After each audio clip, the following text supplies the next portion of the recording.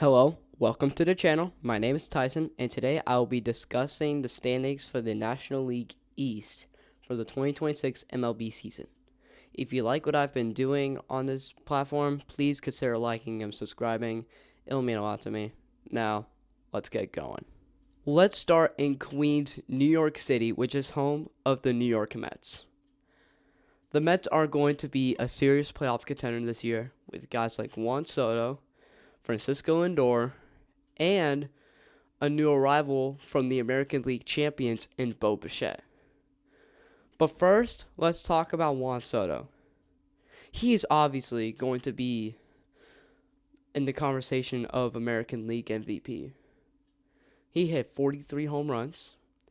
He went 7th in OPS at .921, and he ranked 10th in the league in RBIs at 105. The Mets, this is going to be an anchor for this Mets offense.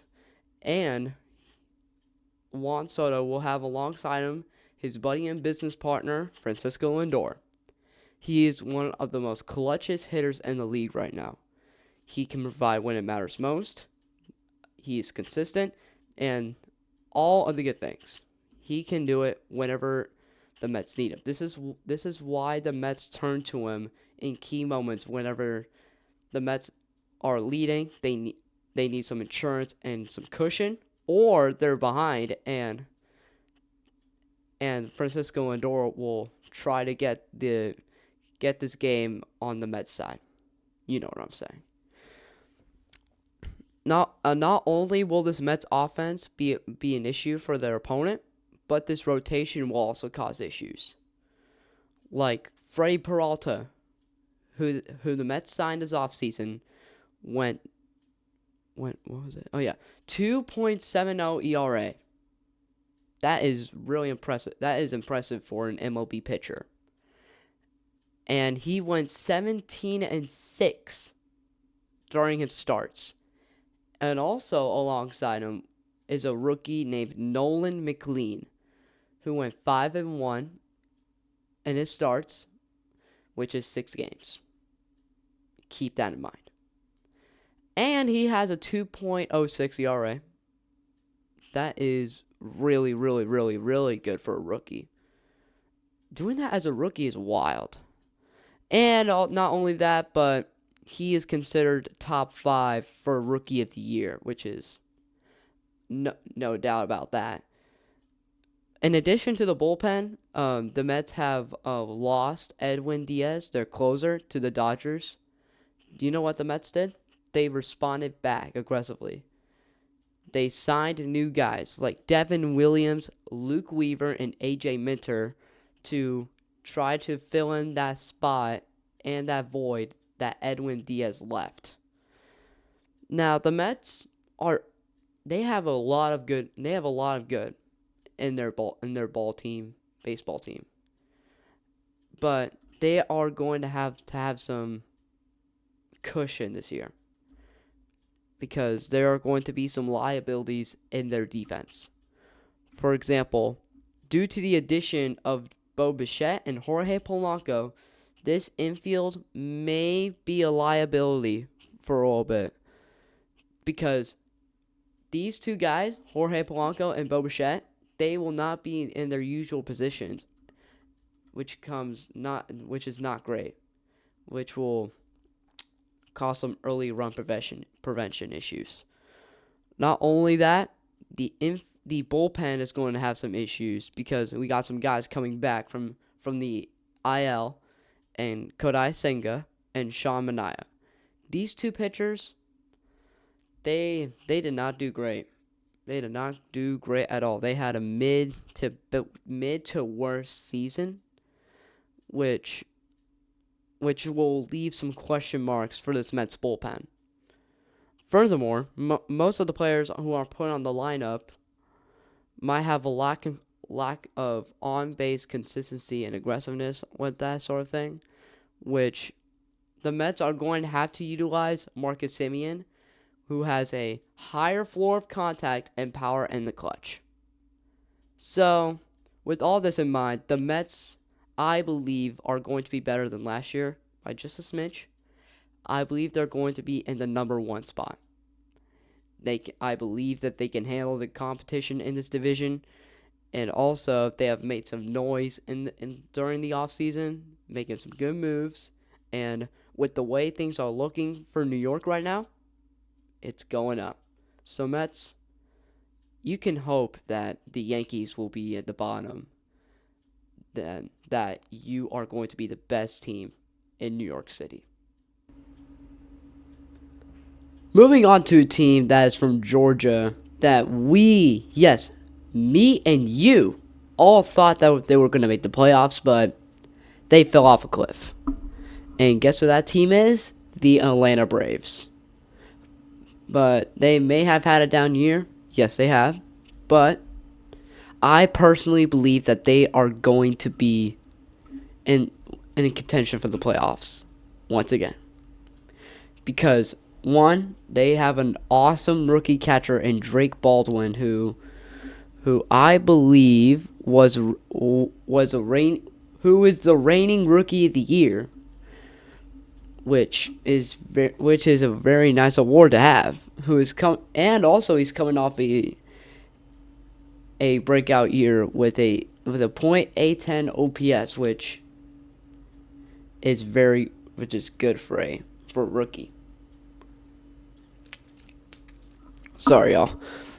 And he is a great replacement for Sean Murphy, who got injured last season due to a tear in his right hip, and he had to be out for the rest of the season, which I believe he's going to be better and healthy coming into opening day. So that is a good sign for the Braves. But also the Braves will have veteran pitcher in Chris Sale, who is 37, and he is pitching a 2.58 ERA. With him, he has Spencer Strider and Reynaldo Lopez, which these three of the Braves pitchers will make their pitching depth very, very stellar. Like one of the top pitching depths in baseball. Now moving on from the mound to the plate, which the Braves are going to be better at this year, because Ronald Acuna is coming back after injuring his calf, which at the time was considered a torn Achilles, which has been debunked. He should be more healthy coming into this year.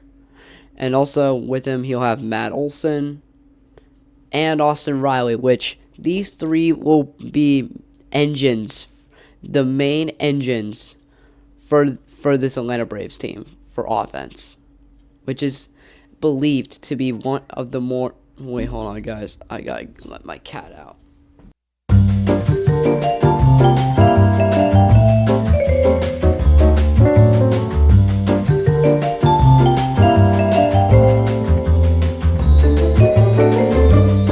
Sorry, y'all. I just had a rocket was meowing at the door. I digress. Not only will the Braves... So the Braves are obviously going to be a pretty good team this year coming into opening day, but they have some holes to fill in. Like, for example, let me see this. Spencer Schwellenbach and Hurston Waldrep are going to be undergoing elbow surgery, and the two of them are going to be expected to return to the bullpen in the first 2 months of the season. Sorry. Just bear with me, y'all. The shortstop position is also not looking good because the starter at short is Ha Shang Kim, who is healing from a broken finger, which he may not return until May, which that is going to warrant some concern, in which the Braves are going to have to use their depth chart or the farm system in order to make that position good to go and with someone who has actual experience.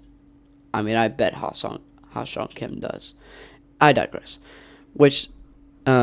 So with all this in mind, I'm going to put the Braves at the number 2 spot, because I personally believe that they are going to be better than the Philadelphia Phillies this year because they have new guys coming back. Ronald Acuna is expected to be fully healthy, ready to go, and this Braves team, I hope they're gonna come back. They have done great things this decade. Yes, they have. So I'm expecting them to do the same thing. So Braves, let's hope this is not another down year for y'all. The Philadelphia Phillies are in a weird spot coming into the season. They have a lot of question marks. They're, it's just everything is basically for them is basically gray areas, but not all of it. But on the other hand, I think Philly's going to be a playoff team. It's obvious, and here's why: their offense is going to be stellar. I believe again this year with guys like Bryce Harper, who hit for a 8.44 OPS, which is great for a batter. Kyle Schwarber, who hit 54 home runs. Holy crap, that is a good amount. And Trey Turner, who hit a 3.04 batting average, which these three are going to be primary anchors for this Phillies offense. And not only will this offense perform flawlessly, but the pitching, they are going to be great on their own too, with guys like Zach Wheeler, who pitched a 2.71 ERA, and Johan Duran, who is an elite closer and also has a pretty nice intro. Have you seen it? I mean, I can show a picture up here, but I can't show a video because I'm afraid I'm going to get copyrighted. I digress. Johan Duran pitched a 2.07 ERA, which is absolutely immaculate. And also pitcher Aaron Nola, even though he may have a down year, yes he did, but during spring training this year, he has been feeling better. He has been feeling good. He is hoping for a better start coming when it comes to coming to opening day. Yes. Now, also not only that, the Phillies have added to their bullpen with guys like Andrew Painter, which performs pretty decently in the minors, and also outfielder Justin Crawford. He performed great in the minors, and he hit for a 3.34 batting average, which is very, very good. So the Phillies have made some good moves coming up to opening day. Yes, they have. But the Phillies are going to have to need to fill in some holes, and some things are going to need a little bit of cushioning. For example, Zach Wheeler, who he is currently recovering from, let me see here, thoracic outlet decompression surgery. Now, if y'all do not know what that is, it's basically repairing compressed nerves and / blood vessels in your shoulder and your neck area. It's probably because of all the stress that's coming into pitching and the movements, which all that, which if you're wanting to get these guys repaired, please be prepared to lose a rib or have some tissues removed. That sounds fun. Totally. So Zach Wheeler's performance, because of these guys and his surgery, will be limited and might be a game time decision depending on how he is feeling. Not only that, speaking of injuries, there's a possibility for the anchors of this offense to be injured, like Bryce Harper, Trey Turner, Kyle Schwarber, and JT Realmuto. All of those guys are in their mid-30s, which will warrant some concern for possible injury and all that jazz. And another thing, which is going to be a very, very bad concern, is the outfield. Just like the Cardinals, the Phillies are going to have some issues with their outfield.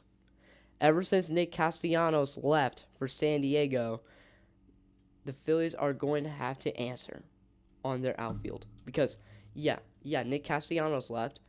but I don't think there's any other guys to fill in other than Justin Crawford. And keep this in mind, we haven't seen much of him though. I mean, I haven't seen much of him, so I'm gonna have to fill in on that. And I digress. So the Phillies are going to have to rely on their farm system and depth chart to fill in those spots. To make matters worse for them, their division is going to be more competitive, other than last year. You have the Braves, who are coming off a bad year and looking for a breakout season. The Mets are trying to stay on top of their division, and you have Philadelphia, who's might be toppled. They may be playoff contenders, yes, but I believe they'll stay in the midsection of their division because everything has changed. And I'm one of those believers who believes that the Phillies are going to be not as good as last year.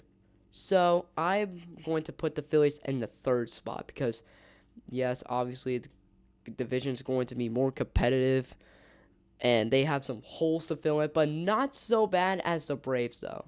Not so bad. And also the Phillies, they have not done much in the offseason. They have been sleeping. Philly, I know how that feels as a Cardinals fan. I know how it feels. So Philly, I hope you hang on for the season.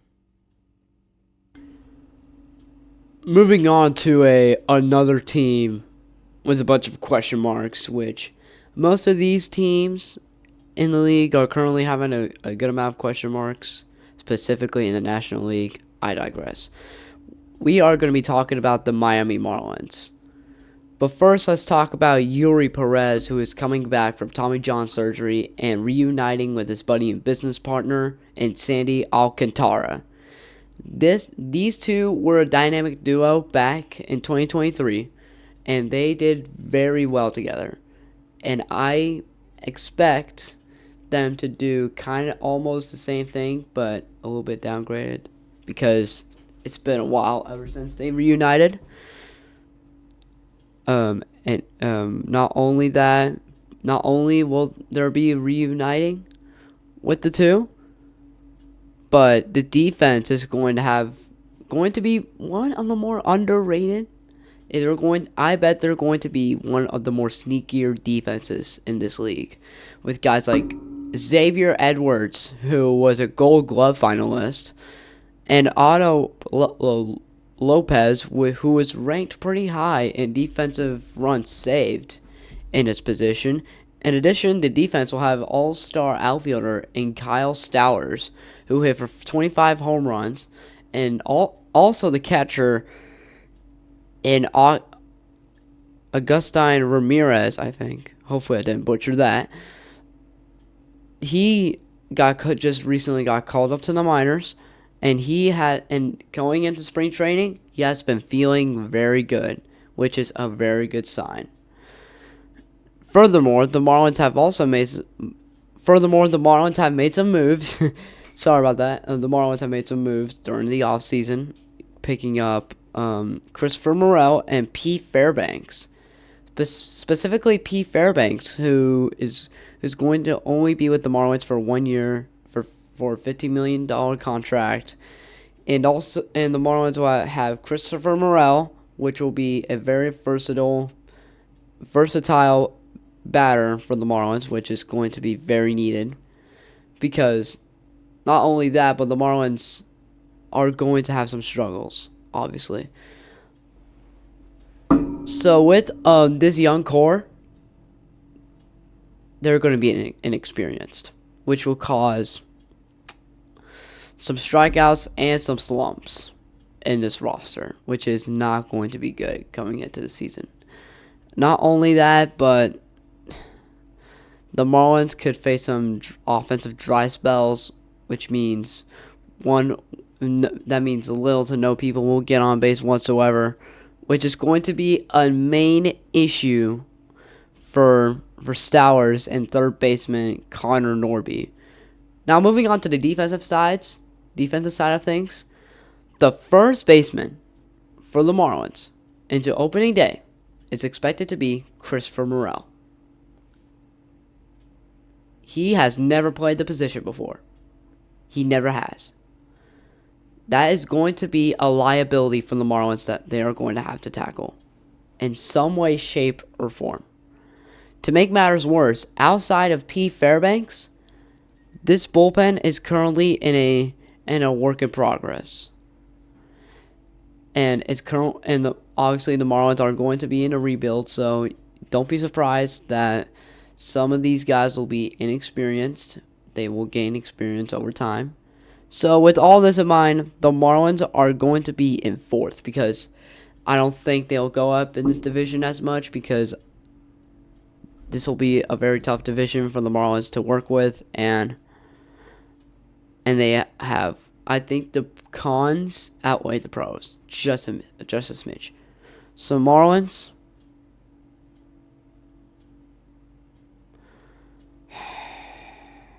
I hope you'll get better.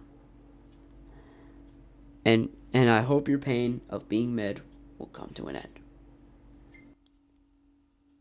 Here's another team with a truckload of questions and uncertainty, the Washington Nationals. Now, they do have a pretty young squad, and I believe they're going to be pretty decent in the worst case scenario, bad. But they do have some pretty good things to cheer about. They have a pretty young core with guys like James Wood, who hit for 31 home runs, along with his buddy and business partner Dylan Cruz, which these two guys are expected to have breakout years coming into opening day. In addition, the Nationals have been continuously rebuilding their farm system, improving on things, which has brought out prospects like pitcher Jarlin Sasana. There we go. Who has his velocity peaked at 102 miles an hour. Now we have seen him in spring training. He has done pretty good. But over time, he has lost control of the game, which coaches may see him as a high leverage reliever, or he'll work better as a closer.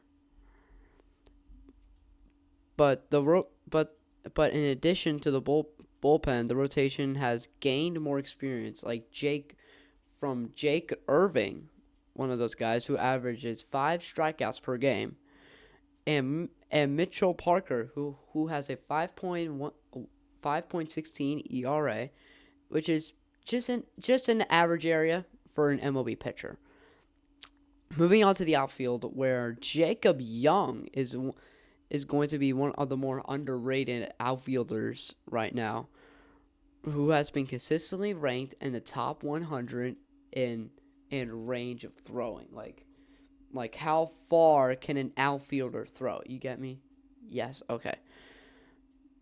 But on the contrary, other than Young, the Nationals have been one of the worst defenses in the league, struggling with fundamentals, which should not be an issue at all whenever you're in the majors. So that has got to be first thing they need to worry about is fundamentals. They got to get that down. Continuing on the defensive side of things, Keibert Ruiz, the starting catcher for the Washington Nationals, has been struggling to frame and block wild pitches, which is going to cause issues for this pitching staff and the coaches, because if you are the catcher, that is your main job, to frame pitches and not let any ball go past you. You're supposed to be a brick wall and block it. And if you're not doing your job, you should be benched or do something else. Now, the Nationals have not done much this offseason. They haven't really done anything, which will leave questions for pay raises for the players. So with all this in mind, the Nationals are just with the competitiveness in this division, it's going to be too much for them. So I'm going to put them at the 5th spot because it's just going to be too much for them to handle if they want to get up. So Nationals fans, I am very sorry for your pain. So here is my summary of the 2026 NL East predictions. Mets 1, Braves 2, Phillies 3, Marlins 4, and Nationals 5. So let me know down in the comments your thoughts, my predictions, what should I change about it, and your thoughts. So I'm sorry that I have not been posting for a while. School and track has been jacking up my schedule, and it's probably not going to get a bit easier from here until like May or something like that. So I hope y'all bear with me as this off season closes. Thanks for watching.